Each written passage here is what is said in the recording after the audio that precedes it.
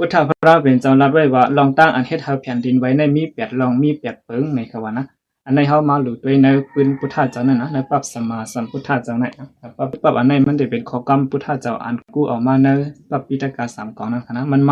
าในมหาวัคกะติขานิกายะนั่นค่ะนะที่กันในเจ้าเต็มรู้ในเสียงนะแต่รู้ที่อันปอดก็ยอนะเมื่อนั่นแก่นเจ้าไล่ห่อลัดในลองตั้งอันเฮ็ดเฮาหนังดินเมืองสันค้อนตรงหนึ่งว่ามี8ลองตั้งหนังไหนลมผ้าแหลกลายนี่ว่าลมผ้าในลมผ้าแหลกลายมันนั้นก็ราศีอุตุในลมผ้าในมันแหลกลายแห้งนั่นขนาดนะ2ภูมิอูพุ่งดันโคอิทธิเขาผ่านเฮ็ดนี่ก็ว่านะภูมิอูพุ่งดันโคในอันนั้นก็ภูมิพลังเอ็นแห้งรัที่ในก็ว่าผู้กำไตขึ้นไตเรือเฮาเด้ค่ะนะ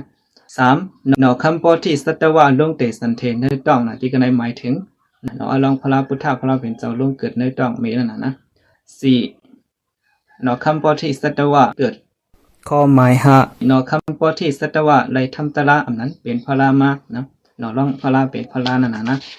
ข้อหมาย6ฮอทำโหปึ้งธรรมจักยานะถ้าพระเป็นเจ้าฮอตะละโหปึ้งเปิดนั้นเป็นฮอข้อหมาย7ปล่อยพระอายุสังขาระนี่ครับเล8เอาปรินิพพานในอยู่นะ